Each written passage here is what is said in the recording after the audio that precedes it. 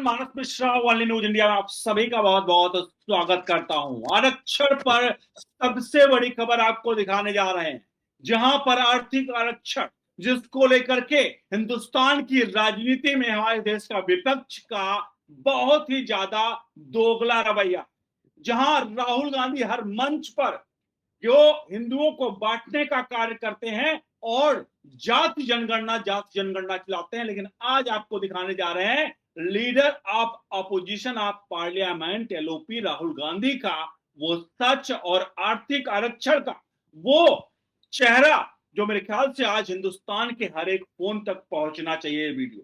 तो बिना आपका वक्त हुआ मेरे साथ सौरभ मिश्रा हैं, और जी वो इन मामलों को लेकर के, क्योंकि बिहार में भी इस समय चुनाव है और बिहार में जाति एमवाई समीकरण बहुत चलता है और जात को लेकर के बहुत खेल वहां हो चुका है, क्योंकि वहां पर जात जनगणना हो चुकी है। लिए चलेंगे सौरभ की तरफ, और जात पर आर्थिक आरक्षण पर मोदी सरकार आखिरकार क्या फैसला लेगा आपको दिखाएंगे।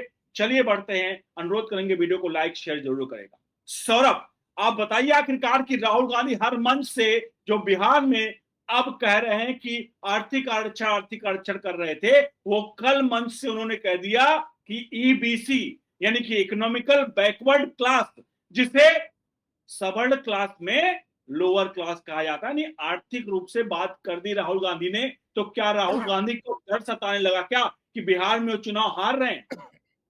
देखिए मानस जी, आपने एक शब्द सुना होगा, दोगला। तो राहुल गांधी के लिए ये दोगला शब्द का प्रयोग किया जाए तो कोई देखिए, अतिशयोक्ति आप नहीं जो है। कह रहे हैं दोगला, हमारे शब्द नहीं है, सोशल मीडिया पर लोग रख रहे हैं नहीं, इस बात। ये हमने ये नहीं, खुले हमने तौर पर कहा नहीं है रख रहे हैं। दोगला।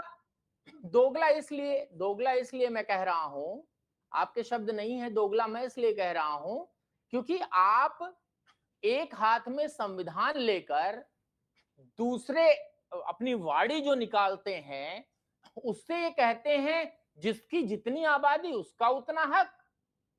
कब संविधान ने कह दिया जिसकी जितनी आबादी उसका उतना हक? आप संविधान का अपमान कर रहे हैं उस संविधान की लाल किताब को हाथ में लेकर, जब आप ये कह रहे हैं जिसकी जितनी आबादी उसका उतना हक।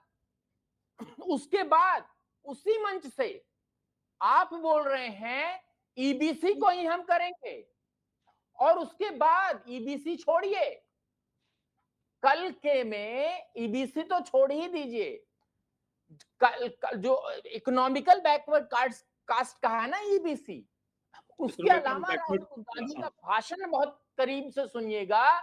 उन्होंने कहा है चाहे वो जनरल हो, चाहे वो एसटी हो, चाहे वो एससी हो, सबको हक मिलना चाहिए।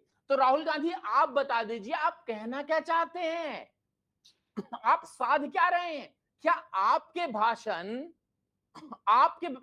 भाषण जो है वो सोशल मीडिया, आपकी जो दिल्ली में बैठी हैं सुप्रिया सुनेत जी, वो लिख कर भेजती हैं और वो कहती हैं क्या कि सर ये पार्ट कटेगा, इस क्षेत्र में जाएगा, ये पार्ट कटेगा, इस क्षेत्र में वायरल होगा।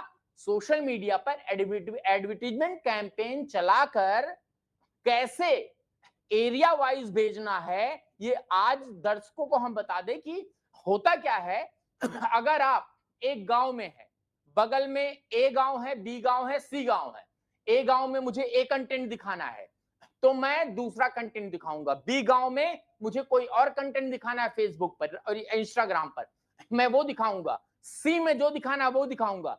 इस तरह से इनकी चुनावी रणनीति तय होती है और इंटरनेट पर ये चुनाव लड़ते हैं, जिसका परिणाम रहा है कि देश की जनता बेवकूफ नहीं है। और जो मैंने दोगला कहा था ना, यही है दोगलापंथी, कि आप अपने बातों को बार बार बदल क्यों रहे हैं। एक पर रहिए, बेपेंदी के लोटे और दोगला, ये दोनों शब्द एक ही हैं। और आर्थिक आरक्षण की बात करें, मानस जी, आर्थिक आरक्षण नरेंद्र दामोदर दास मोदी पार्लियामेंट में लेकर आते हैं, उसको पास कराते हैं, और क्या आपको लगता है जिस दिन आरक्षण लागू हो गया आर्थिक आधार पर, यही एलओपी जो 2018 में कहे थे ट्वीट करके कि साहब जो है कल बहुत बड़ा कांड होने वाला है, और अगले ही दिन रेल रोको आंदोलन हुआ, कई दलित और तमाम गरीब मारे गए। मैं दलित क्यों कह रहा हूं, गरीब मारे गए, भारत की जनता मारी गई। कौन जिम्मेदार होगा? राहुल गांधी ने उकसाया था, एक एफआईआर उन पर नहीं हुई। वो ट्वीट आर्काइव से निकालकर मैं कोशिश करूंगा, अगर नहीं लग पाया तो माफी चाहता हूं, लेकिन मैं कोशिश करूंगा वो ट्वीट आर्काइव पर लगाकर मैं यहां पर मानस जी आपने भेज आपने एक बड़ा पॉइंट उठाया, अभी आपने कहा दलित वाली बात। आप दूर मत जाइए, बहुत दूर मत जाइए। अभी पिछले महीने की घटना है रायबरेली की। थोड़ा दर्शकों को समझाना चाहूंगा, फिर ग्राउंड पे ले चलूंगा, आपको ग्राउंड पर दिखाऊंगा असली सच्चाई क्या है।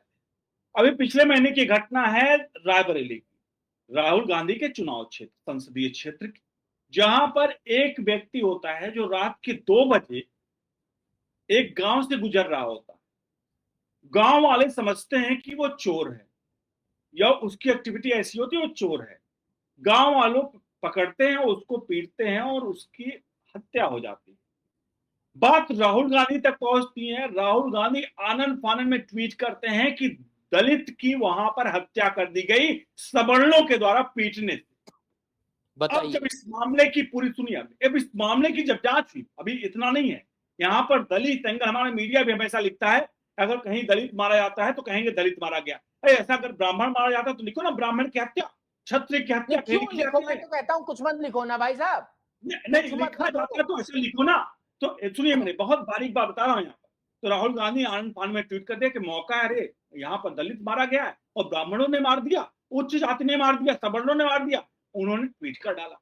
अब जांच हुई तो सबसे पहले जो उसकी पत्नी थी, उसकी पत्नी आती है, वो कहती है कि मेरा पति जो था है वो मानसिक रूप से विक्षिप्त। पहला सुनिएगा, समझिएगा, और मानसिक रूप से विक्षिप्त है। और दूसरा, गांव वालों की तरफ जब रिपोर्ट पूरी चीजें आई तो गांव वालों की तरफ से बात सुनकर आई कि वो व्यक्ति चोरी करने गया था, वो चोरी कर रहा था, इसलिए उसको पकड़ के लोगों ने मारा, की हत्या हो गई। हत्या हमेशा निंदनीय है। अगर कोई चोरी कर रहा है तो पुलिस के हाथ पकड़ा जाना चाहिए। ये गलत हुआ, मानता हूं इस बात को, लेकिन राहुल गांधी का आनंद फानन में ट्वीट और उसकी पत्नी का कहना कि उसका मानसिक संतुलन बिगड़ा हुआ था। और अगर सोचिए, अगर 2 बजे रात का किसी का मानसिक संतुलन बिगड़ा हुआ है, एक गांव जहां सन्नाटा होता है, देखिए शहर में बड़े आवाजाही होती है, गांव में सन्नाटा होता है, और कोई अगर मानसिक संतुलन व्यक्ति मान लीजिए किसी घर पहुंचता है, उसने जाहिर सी बात है रात को लगेगा कि चोरी आया है, तो आप व्यक्ति जब चिल्लाएंगे, सो भीड़ इकट्ठा होगी, तो वो नहीं पूछेगी आप कौन जात के, भैया आप शेड्यूल कास्ट हो, अरे आपको नहीं मारेंगे आप दलित हो, आपको नहीं मारेंगे आप वो हो, अरे भाई वो मानस जी, मेरे गांव की बात है, मुझे याद है, मैं बचपन में था, रात में एक चोर आया था, चोर नहीं आया था, मैं बात की बात बताता हूं। आया एक व्यक्ति, वो किसी के घर में ऐसे घुस रहा था, गांव वालों ने रात में मारा, पीपल के पेड़ पर बांध दिया उसको। सुबह में पुलिस आई तो पता चला वो मानसिक विक्षिप्त है। तो क्या हम उसकी जात निकालकर पॉलिटिक्स करने लग जाए? मैं तो अपने आंखों देखी बता रहा हूं, बचपन की बात है। ये राहुल गांधी ने यही काम किया। यहाँ पर आनंद फानन में लेटर लिख दिया कि ये क्या हो रहा है, दलित मारे जा रहे हैं। अरे दलित मारे जा रहे हैं, मतलब आप लोगों की राजनीति किस हद तक भी जाएंगे। इसको मामले को उठाने का प्रयास किया, जब यूपी पुलिस ने इसका बाकायदा ट्वीट किया, रायबरेली पुलिस ने वहां पर कि भाई ये देखिए इस तरह का मामला था, और इस पर कार्रवाई, हालांकि जिन्होंने इस पर किया था उनको कार्रवाई हुई, उन पर हत्या का मुकदमा दर्ज हुआ होनी चाहिए, क्योंकि वो तो चोर भी है, किसी को आप हत्या नहीं कर सकते, आप भीड़ मॉब लिंचिंग नहीं कर सकते। तो ये है हमारे देश की राजनीति। और दूसरी बात समझिए, मैं आप ग्राउंड की बात कर रहा था, तो ग्राउंड के बताता हूं। आप एक गांव में जाइए और गांव में जाकर के आप माइक लेकर पूछना शुरू कर दिए, उसकी जात मत पूछिएगा, आप पूछिए। आप पहुंचेंगे घरों में तो ऐसा मिलेगा आपको कि उस, अगर देखेंगे तो केवल महिलाएं होंगी, पुरुष तो होंगे ही नहीं।